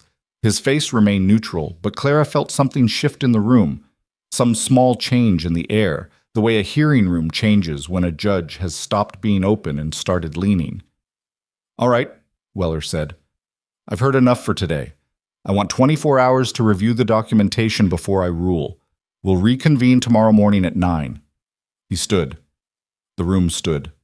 He left. Clara sat back down. Her legs were not entirely reliable. Cole's hand came down on her shoulder. He didn't say anything. She reached up and put her hand over his for a moment and then let go. Kinney began gathering his papers. "That went as well as it could," he said. "Is that actually good, or are you managing my expectations?" Clara asked. Kinney almost smiled. "Both," he said, "but more the former than the latter." The night between the hearing and the ruling was, in some ways, harder than the night before. Before she'd had the hearing itself to focus on, the preparation, the details, the specific practical terror of standing up in a room and saying things out loud. Now there was nothing to do but wait, and waiting without something concrete to work toward was not Clara's strong suit. She came home to find Ruth still there and supper already made, and Lily fed and bathed and ready for bed, and she stood in the kitchen doorway looking at all of it and felt something crack open in her chest that she didn't have a word for. "Sit down," Ruth said without ceremony. "Eat something." "I'm not hungry." "Eat something anyway." Clara sat down and ate something anyway. Cole came in behind her and did the same. They didn't talk about the hearing. They'd already said what there was to say on the ride home. And Ruth seemed to understand that and talked instead about a disagreement at the post office that morning involving a misdelivered parcel and Delphine Sousa's theories about whose fault it was. And it was so mundane and ordinary that Clara found herself listening with actual attention, which was probably exactly what Ruth intended. After supper, after Ruth went home and Lily was asleep and the house was quiet, Clara sat on the porch in her coat and looked at the road. Cole came out after a few minutes and sat down beside her. "Tell me what you're thinking," he said. "That I said everything I know how to say," she said. "That there isn't anything else. That it's out of my hands now, and I hate that more than almost anything. I know. I keep thinking about what happens if he rules against us. What we do. Where we go." She pulled her coat tighter. "And then I think about starting over somewhere else again, and I can't make myself want to do it. This is the place. This is it for me. I don't have another one." Cole looked at the road. "Then we don't start over," he said. "We fight it. Whatever he rules tomorrow, if Hale gets any foothold, we appeal. We take it higher. We do not pack Lily up and put her on a stage." "That could take years," Claire said. "I know it could," he said. "I'm saying it anyway." She looked at him. He was looking out at the dark road, his profile steady against the faint light from inside the window. He meant it. She'd been with him long enough to know the difference between what he said to comfort her and what he said because it was true, and this was the second kind. "You didn't sign up for this," she said. "Any of this. You advertised for someone to help run a ranch and you got—" "I got what I got," he said. "And what I got is what I want. So don't finish that sentence." She looked at him for a moment longer. Then she looked back at the road. "I was so angry when I left Kansas," she said. "I thought that would go away eventually. It hasn't." "Good," Cole said. She looked at him. "Anger's useful," he said. "Keeps you from making yourself smaller than you are." She thought about standing at that railing in the courthouse, her hands flat, saying the things she'd kept locked up for 8 months. She thought about how she'd expected to feel emptied out after, but instead had felt something closer to the opposite. Like she'd been carrying a weight she'd adapted so completely to that she'd forgotten it was there, and setting it down had made her suddenly aware of what her actual shape was without it. "It was the rifle," she said. Cole turned to look at her. "When he came to the ranch," she said, "when I went out with the rifle. That was the first time I stood somewhere and didn't wait to see if I was allowed to be there." She paused. "I know I shook afterward. I know it wasn't some dramatic transformation, but that was when something changed." Cole looked at her quietly. "I know," he said. "I saw it." The cold came in off the plains, steady and clean. In the barn, one of the horses moved. Somewhere out past the fence, the cattle shifted in the dark. "We should get some sleep," Clara said. "We should," Cole agreed. Neither of them moved for another few minutes. Then they went inside. The courtroom was fuller the next morning. Word had traveled overnight the way word traveled in small places, through kitchen conversations and the post office and the saloon and whatever invisible network moved information faster than horses. The chairs along the wall were all taken, and there were people standing near the back, hats in hand, not speaking. Clara didn't count them. She kept her eyes forward. Hale was already at his table. He didn't look at her. That, too, was a calculated choice. She knew him well enough to see the calculation in it. Weller came in at 9 o'clock. He settled at the bench and arranged his papers with the methodical care of a man who understood that what he did in the next 10 minutes would matter to the people in this room in ways that outlasted the morning. He looked at both tables. He looked at the room. "I've reviewed all submitted documentation," he said. "I've considered the testimony presented yesterday and the legal questions raised by both counsel." He set his papers flat. "Before I rule, I want to say something to the court that is not part of the ruling itself, because I think it needs to be said." The room was absolutely still. This court has heard testimony about a pattern of behavior that, while not resulting in criminal prosecution, is documented, credible, and deeply relevant to the question of what is in this child's best interest. The absence of a conviction does not mean the absence of harm. Courts that lose sight of that distinction do a disservice to the people who come before them. He paused. "I will not make that error today." Clara felt Cole's shoulder press against hers. She didn't look at him. She kept her eyes on the bench. "The petition for guardianship filed by Mr. and Mrs. Cole Mercer is granted," Weller said. "Lily Ellen Whitmore is hereby recognized as the ward of this household under Nebraska law, with all attendant rights and responsibilities. The petition presented by Marcus Hale is denied. He is found to have no legally cognizable family connection to the child and no standing to claim custodial rights in this or any subsequent Nebraska proceeding. Weller looked directly at Hale's table. I am also entering into the record a formal notation of the medical documentation and testimony presented in this case, which I am forwarding to the appropriate authorities in Salina, Kansas for their consideration. Carver leaned toward Hale and said something low. Hale's face was absolutely still, that controlled stillness she'd seen so many times, the one that meant he was behind it somewhere, recalculating, not finished. But he didn't stand. He didn't object. There was nothing left to object to. Court is adjourned, Weller said. The room exhaled. Clara sat for a moment without moving. Kinney was saying something to her, and she heard his voice but not the words, and Cole was standing up beside her, and someone in the back of the room started something. Not applause exactly, more like a release, a low collective sound that moved through the space and dissipated. She stood up. Hale was already moving toward the door. He didn't look at her as he passed, which told her more than looking would have. He passed within 6 feet of her, and she watched him go, and she felt not victory, not the clean, uncomplicated triumph she might have imagined, but something more like the end of a very long held breath. A return to the normal pressure of the air.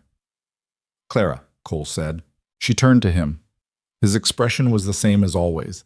Steady, not effusive, the face of a man who processed things internally and showed them slowly. But his eyes were doing something that she'd learned to read over 5 months, and what they were doing was, we did it. We actually did it. She put her hand on his arm briefly. We need to get home to Lily, she said. Yes, he said. We do. They walked out of the courthouse together into the April morning, cool still, but with something in it that was almost spring, the kind of air that felt like a beginning rather than an endurance. And the people on the steps made space for them and said things she only half heard, and Clara kept walking because if she stopped, she might stop being able to hold herself together, and she wanted to do that in private. She made it to the buckboard. She climbed up and sat down and looked at the road home, and Cole climbed up beside her and picked up the reins, and they pulled out onto the street, and she heard Kinney call something from the steps behind them. She breathed. The road out of Harlan Crossing ran south, then curved west, and 3 miles later it turned into the familiar approach to the ranch with the split-rail fence along the road, and the barn, and the house, with the covered porch and smoke coming from the chimney because Ruth was still there, inside with Lily. Clara sat on the buckboard and watched the house get closer. Hale was not finished. She knew that. The notation Weller had sent to Kansas might come to nothing. The man had money and patience and a particular kind of determination that didn't dissolve because of a single courtroom defeat. There would be other moves, other angles, and she would have to be ready for them. But right now, in this specific moment, on this specific road, she was going home, and Lily was waiting. That was enough. For today, it was more than enough. Ruth was still at this kitchen table when they got home, with Lily in her lap and a cup of coffee going cold in front of her. She looked up when Clara came through the door, and whatever she saw in Clara's face answered the question before it could be asked. Good, Ruth said simply. She stood up and handed Lily over, and that was the whole of it. No fanfare, no long speech, and Clara thought that was exactly right. Lily grabbed Clara's collar with both hands and pulled, the way she always did, with the complete physical confidence of a child who had never been dropped and did not expect to be. Clara held her tight and pressed her face into the side of Lily's head and breathed. Lily smelled like the soap Ruth used and something warm and faintly sweet that was just the particular smell of this particular child. And Clara stood in her kitchen doorway and held on and didn't say anything for a long moment. Cole came in behind her. She heard him tell Ruth the outcome in a few words, heard Ruth say something back in a low voice. She didn't track the conversation. She was too busy being here, in this kitchen, with this weight in her arms, with the fire going in the stove and the smell of coffee and the ordinary sounds of an ordinary afternoon that was nothing like ordinary at all. All right, Clara said finally, pulling back and looking at Lily's face. Let's put you down before you strangle me. Lily had no opinion about this and continued to grip Clara's collar. Ruth laughed. It was a real laugh, the kind Ruth Gunderson didn't hand out cheaply, and it broke something loose in the room, and everything breathed a little easier. What Clara had told herself in the buckboard on the way home, that Hale wasn't finished, that there would be more moves, more angles, turned out to be partly right and partly wrong in ways she hadn't anticipated. 3 weeks after the ruling, Kinney sent word that he'd received a communication from a lawyer's office in Platte City informing him that Hale intended to appeal. Clara read the letter at the kitchen table and set it down and sat with it for a minute. Then she picked it up and read it again, more carefully. The language was formal and vague in the way that legal language was vague when someone was feeling out their options rather than actually committing to a path. Kinney came out the following Tuesday and confirmed what she'd suspected. "It's a threat more than a plan," Kinney said. "He's testing whether it'll frighten you into settling for something." "Settling for what?" Cole said. "That I don't know. Perhaps simply a cessation of the record forwarding to Kansas. Perhaps acknowledgement in some written form that his interest in the child was legitimate, even if unsuccessful." Kinney set his glasses on the table and rubbed the bridge of his nose. "In my experience, men like this want something to show for their effort, something they can call a partial win." "He doesn't get one," Clara said. Kinney looked at her. "The appeal, if he files it seriously, will take time and money on both sides. I understand that. It may take over a year. It may go to a higher court." "I understand that too," Clara said. "We're not settling. Whatever he files, we answer it. We don't give him anything to call a win because if we give him a small one, he'll call it a foothold and work from there. I know how he operates."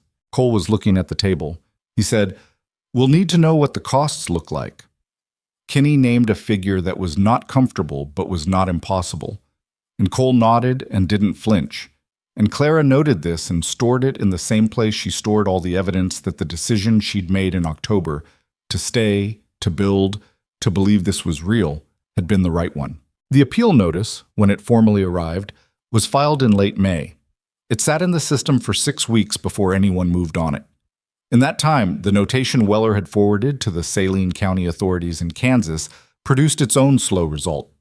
A letter came addressed to Kinney, informing him that the Saline County Sheriff's Office had opened an inquiry into certain complaints associated with Marcus Hale, also known as Marcus Vetter, relating to events prior to 1878. Clara read that letter 3 times too. "Does this affect the appeal?" she asked Kinney. "It complicates his position considerably," Kinney said. "A man under inquiry in his home county has a harder time presenting himself as a fit guardian anywhere else." "Will the inquiry go anywhere?" Kinney looked at her steadily. "I genuinely don't know. These things often don't. But it's on record. It's moving. And his lawyer in Platte City will have been informed of it by now." 2 weeks later, the appeal was withdrawn. Kinney sent a one-line note. "The matter has been resolved in your favor. No further action required at this time." Clara read it at the kitchen table on a Thursday morning with Lily on the floor beside her, pulling herself along the furniture with the tremendous purposeful effort of someone who had decided she was going to walk no matter what the rest of her body thought about it. Clara read the note. She read it twice. She set it down. "What is it?" Cole asked from across the table. "He dropped the appeal," she said. Cole looked at her. The morning light came through the window at an angle and lay across the kitchen floor in a long stripe. Outside, Donal was doing something at the barn that involved a rhythmic knocking. The cattle were in the near pasture. The grass had come back green after the winter and the spring rains, and the property looked, in the mornings especially, like something that had made up its mind to keep going. "It's over?" Cole said. "Kinney says it this time," Clara said, "which means he might try something else eventually. It means we keep watching. But the appeal is gone and there's an inquiry open on him in Kansas, and I think he's going to turn his attention somewhere else. Find something easier." She said it plainly, not triumphantly, because she'd learned over the past year that triumph had a short half-life, and she'd rather hold something she could actually sustain. Cole picked up his coffee cup. "Good," he said. On the floor, Lily let go of the chair leg she'd been gripping and stood unsupported for a full 3 seconds before sitting down hard on the floor with an expression of extreme surprise. Then she looked at Clara and said something that was unmistakably, clearly, and for the first time, "Ma." Clara stared at her. Lily said it again with the satisfaction of someone who has been working toward a thing and has finally arrived. Cole made a sound that was somewhere between a laugh and something else entirely. He turned his face toward the window, and Clara could see from where she sat that he was working on his expression, and she decided not to say anything about it. "Well," Clara said to Lily, "about time." The summer of 1879 was a good one by Nebraska standards, which meant the rain came often enough and not too hard, and the grass held and the cattle were healthy, and the work was brutal but productive in the way frontier work was when the season cooperated. Clara took over the kitchen garden in earnest. She'd been managing it piecemeal since the spring, but in June she redrew it, expanded it by half again, reorganized the planting, put in rows of things she'd learned from her mother decades ago and hadn't thought about since. Cole came by one afternoon and looked at it with his hands in his pockets. "That's considerably bigger than it was," he said. "We're going to need it to be," she said. He looked at her. "Are we?" "I have a reasonable suspicion," she said, not looking up from what she was doing. Cole was quiet for a moment. "How reasonable?" "Fairly," she said. He crouched down beside her in the dirt. She finally looked up at him. He was looking at her with an expression that was doing several things at once, none of which she could neatly categorize, which was unusual for a man whose face was normally a study in economy. "Are you all right?" he said. "I'm very well," she said. "I just thought you should know." He looked at the garden. He looked at the house. He looked back at her. "All right," he said, in the tone that meant he was still processing, but had decided to proceed as though he'd processed it. "It'll be late January, I think," she said. "February at the latest." "That's a hard time for a baby," he said. It came out before he seemed to think about it, and then he heard himself and said, "I mean, from a practical—" "I know what you mean," Clara said. "We'll manage." He was quiet again. Then he said, "We're going to need another room." "Yes," she said. "We are." He stood up and looked at the house with the particular expression of a man who was now doing structural calculations, which Clara found deeply endearing, even though she would never use that word where he could hear it. "I'll talk to Emmett about the lumber," he said. "That's probably a good place to start," she said. He went back toward the barn. Clara went back to the garden. Somewhere across the yard, Lily was with Donal, who had appointed himself her unofficial overseer during working hours, and took the job with a seriousness that Clara found both touching and faintly amusing. She could hear Lily's voice, clearer and more insistent every week, full of sounds that were almost but not quite words, and Donal's voice answering her in the particular gentle cadence he used when he was talking to her, different from any other voice he made. Clara pressed her hands into the warm dirt and thought about the year that had passed since October. She thought about the woman who had stepped off that stage in Harlan Crossing with a broken carpet bag and a borrowed baby, and the specific hollow feeling of someone who has used up all her options and arrived at the last one. She thought about how frightened that woman had been, and how well she'd hidden it, and how hiding it had become so automatic she'd almost forgotten what it was covering. She didn't feel like that woman anymore. She wasn't sure at what point the transition had happened. It wasn't a single moment. It never was. It was accumulated. But she knew she wasn't her. She also knew she was made of her, and that was important too.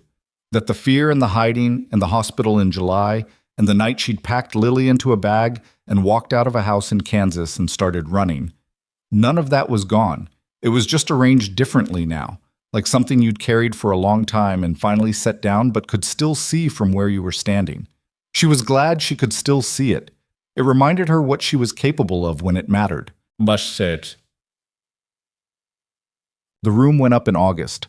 Cole and Emmett worked on it most of the month, and Donal helped when he wasn't needed elsewhere. And by the time the summer heat broke in September, there was a proper second bedroom off the upstairs hall, small but solid, with a window that looked east and caught the morning light. Clara stood in it one afternoon and looked at the light on the floor and thought, Ellen would have liked this room. She let herself think that. She let herself think about her sister more directly than she usually did, because she'd learned, slowly, imperfectly, with backslides, that keeping Ellen at arm's length to protect herself from the grief of her didn't actually work, and only made the grief stranger when it found her anyway. Ellen had been 24 when she died. She'd made bad choices, some of them, and she'd been in circumstances that made good choices hard to come by, and she'd loved Lily with a completeness that Clara had recognized because she'd felt it herself, which meant, in the end, they hadn't been so different. Clara had just been the one who ran. She hoped, in the private and unsentimental way she hoped for things that couldn't be verified, that wherever Ellen was, she could see the room, the east-facing window, the ranch that had held against everything that had come at it. She hoped that was enough to count as something. Lily walked for the first time without holding on to anything on a Thursday in September, which was also the day the first frost came in, and Cole spent most of it worrying about the late crops, so he missed it. Clara was at the kitchen table, and Lily was in the middle of the floor, and for no particular reason she simply stood up and took 4 steps toward the window and then sat down again like she'd been doing it for months. Clara said, "Did you just—" Lily looked at her with an expression of complete serenity. "Cole?" Clara called toward the back of the house. "What?" he called back. "Come in here." "I'm in the middle of—" "Cole." He came in. He looked at Lily. Lily, apparently finished with demonstrating things for the day, was sitting on the floor studying a wooden spoon she'd gotten hold of from somewhere.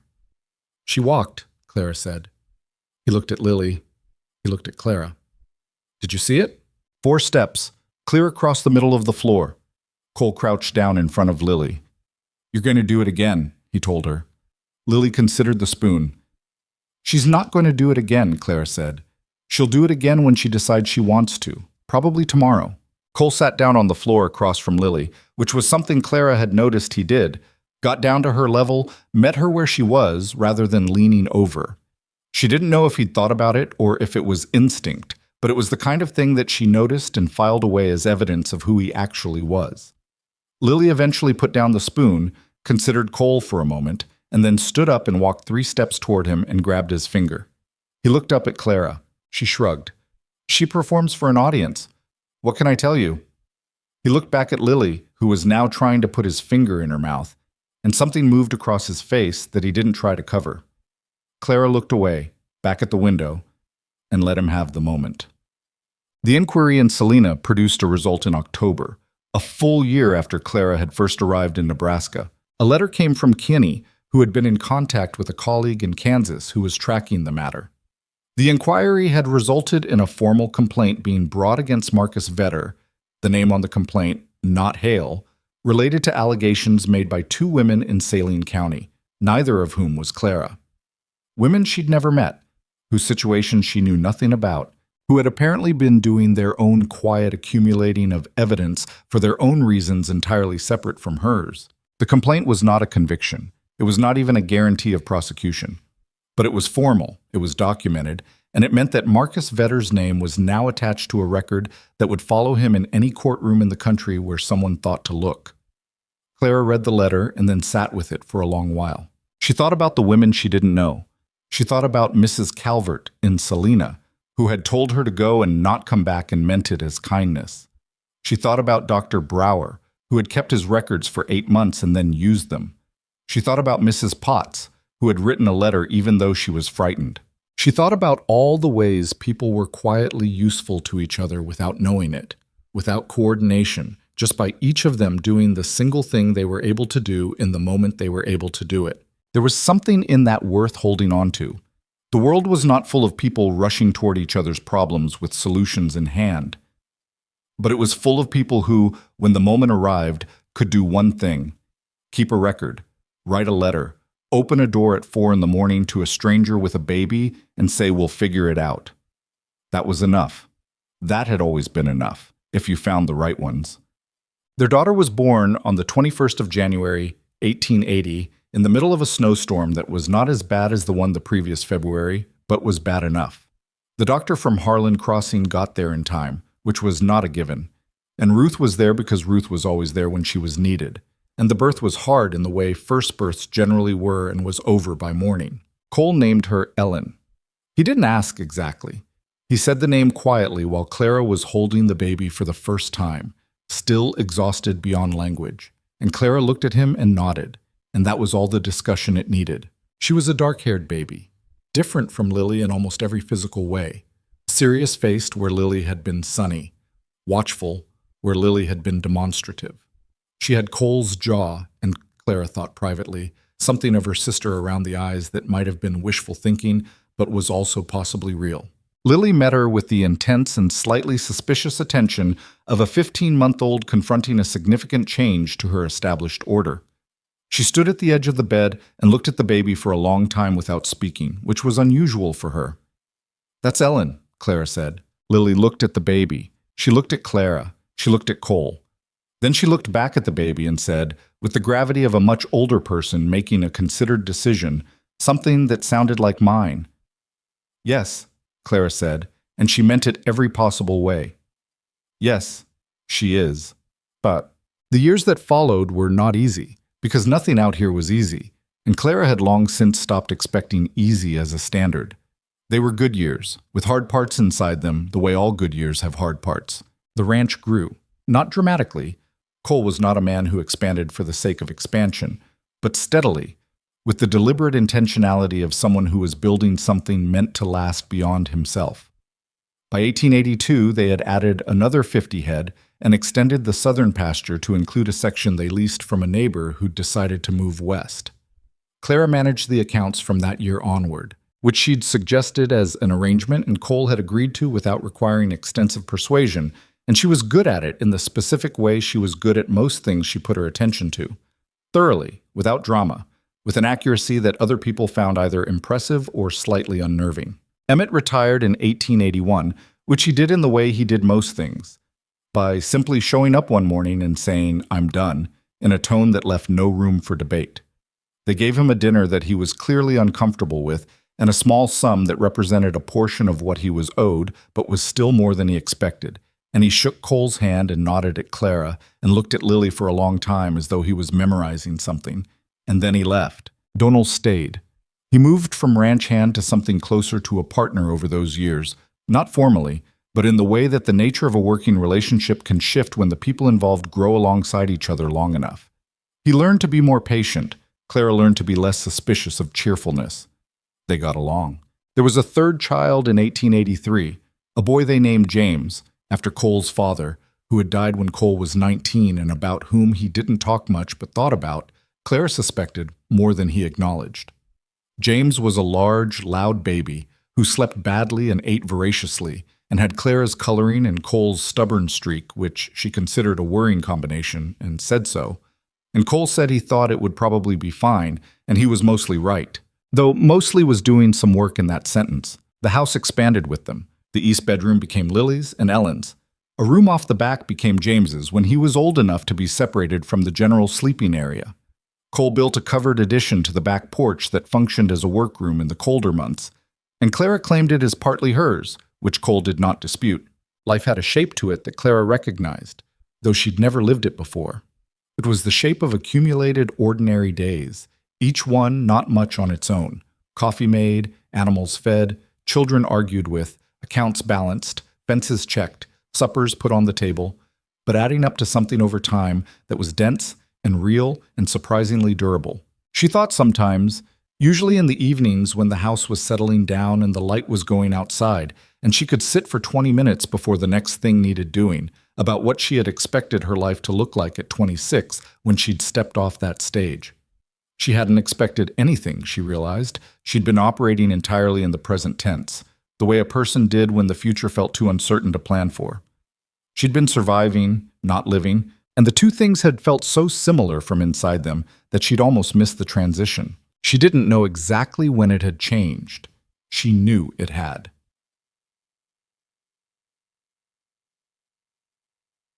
Marcus Vetter was formally charged in Saline County in the spring of 1881.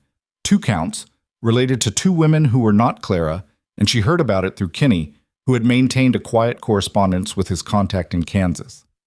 The case was tried in the fall. He was convicted on 1 count. He served 14 months. Kinney sent a note when the verdict came in, and Clara read it at the kitchen table and folded it and put it in the drawer where she kept the things that needed to be kept, and didn't say very much about it. That evening, Cole asked her how she was. "I thought I'd feel more," she said. "I thought it would feel like something bigger." "Does it feel like nothing?" She thought about it. "No. It feels like a door closing, somewhere in a different house. You know it's shut, but you're not in the room." Cole nodded. "I wanted him held accountable," Clara said. "He is. Those women got something real, and She stopped. I wanted my life back. And I got it. Not from anything he gave up, just from taking it. She looked at her hands on the table. Outside, Lily and Ellen were arguing about something in the yard, their voices rising and falling in the particular rhythm of children who were both certain they were right, and neither was willing to concede first. That's probably going to come to blows, Cole observed. Lily always wins, Claire said. Ellen knows that and continues to fight anyway. Sounds like someone else I know. Clara looked at him. He was looking at the window with the slight expression he had when he was quietly amused by something and had decided not to make too much of it. I don't know who you mean, she said. No, he said. Of course not. She got up to go separate the children before it escalated. She passed Cole's chair and she put her hand on his shoulder as she went by, briefly, and he put his hand over hers the same way he'd done in the courtroom almost 3 years ago. And she kept walking. There's a thing about starting over that nobody tells you, which is that it isn't really starting over. You carry everything with you. The fear, the damage, the specific shapes of what you survived. They come along and they find new positions inside the new life, and they take up different amounts of space depending on the year, the season, the particular quality of the light on a given morning. They don't disappear. The people who tell you they disappear are either lying or have been luckier than most. What changes is your relationship to them. What changes is that they stop being the whole story. Clara understood this. She understood it the way you understood things that had been learned through the body rather than the mind. Not as an idea, but as a lived condition, something she woke up knowing the same way she woke up knowing how cold it was or whether the wind had changed in the night. She had been a woman running. She had become a woman who stayed. That wasn't a transformation. It was a decision, made once, and then made again every day in small ways. The way she put her name on the account books. The way she argued with the county surveyor about the fence line. The way she'd heard Cole argue about it for years until she'd simply picked up the argument herself. The way she said our land without thinking about it, and then heard herself say it and felt the truth of it in a way that still, after 5 years, was slightly surprising. She was 45 the year James started school. Lily was 11 and had opinions about everything, a fact that Clara found irritating and recognizable in equal measure. Ellen was 9 and still watchful and still serious, and had developed a habit of sitting beside Clara in the evenings and reading without speaking, which Clara considered the highest form of company. James was 7 and had broken his arm twice and seemed to regard this as an interesting development rather than a deterrent, which Cole said indicated character and Clara said indicated poor judgment, and they were probably both right. On a fall evening that year, when the light was doing what it did in Nebraska in October, that particular sideways amber that made everything look more significant than it probably was, Clara sat on the porch and looked at the road south. She looked at it for a long while. She thought about the first time she'd seen it, coming in on Cole's buckboard with the blanket around her and Lily against her chest, watching the house get closer in the late October dark, and trying to decide whether it was a safe place or a trap she hadn't seen the shape of yet. She remembered thinking, I don't trust it, but I have nowhere else to go. She thought about the distance between that and here. 5 years on the same piece of land. 3 children who called this place home without any consciousness of it as something that had been built and defended and fought for, because to them it simply was. The way all homes simply are to children who have been lucky enough to have them. That was the whole point, she thought. That was what all of it had been for. Not the winning of the courtroom battle, not the withdrawal of the appeal, not the conviction in Selena, though all of those things mattered in their own ways. The point was that Lily walked into a kitchen every morning and took her place at the table as though it had always been hers. The point was that Ellen had never in her life known what it was to be somewhere she wasn't sure she was allowed to stay. The point was that James would grow up knowing his mother had fought for something real and kept it. And that knowledge would be in him even if he never thought about it directly, the way all the things your parents carry are in you, whether you know it or not. The screen door opened behind her and Cole came out and sat in the other chair. He was 50 now, gray coming in at the temples, his hands more scarred than they'd been and not any less capable. He looked at the road too. What are you thinking about? He said. October, she said. The first one. He was quiet for a moment. You were terrified, he said. I was. I didn't show it. You showed it a little, he said. Not much, but a little. She looked at him. You saw that? You held that baby like someone expected to have her taken away, he said. I noticed. Clara looked back at the road. She thought about that woman with the split lip and the hollow eyes and the broken-latched carpet bag and the borrowed baby she held like someone expected to have her taken away. She did all right, Clara said. She did, Cole agreed. He said it without qualification, without the slight hedge she'd have expected from a man who understood the cost of the years between. And she thought that was a gift, that directness. And she'd understood that about him within the first week, and it had not stopped being true. Inside the house, Lily said something loud and Ellen said something back, and James made a sound that indicated he was being excluded from something and had views about this. The ordinary collision of three children in an ordinary evening. Clara listened to it. She let it be exactly what it was. Not a symbol of anything, not evidence of survival or proof of something earned, just the sound of a house with people in it who belonged there. That was enough. That was, she thought, the whole thing. The amber light moved across the yard and touched the fence and the barn and the grass that had come back every spring without fail, and the road south ran on past the bare trees and disappeared around the curve, and Clara sat in her chair on her porch at her ranch and let the evening come in. She was not the woman who had stepped off that stage. She was not afraid anymore. Not the way she'd been. Not that bottom of everything afraid that lives in a person like water in a basement, always present, always cold. She was something else now. Something that had been built out of what she'd survived and what she'd chosen and who had chosen her back. And it was not perfect and it was not finished. And there were still mornings when she woke with her heart going too fast from a dream she couldn't remember. And there were still moments when some particular combination of words or tone of voice reached back and found the old bruise. But she knew the difference now between a door closing and a trap. Between silence that was safe and silence that was a held breath. Between a man who said things because they were true and a man who said things because they worked. She knew, finally, the shape of the life she was actually in. And it was, on this particular evening, with the light doing what it did, and the children loud inside, and Cole sitting beside her in the chair he'd been sitting in for 5 years and the road south going where it went, and meaning nothing dangerous anymore. It was, in all its imperfect and hard-won and ordinary reality, exactly enough, more than enough. It was hers.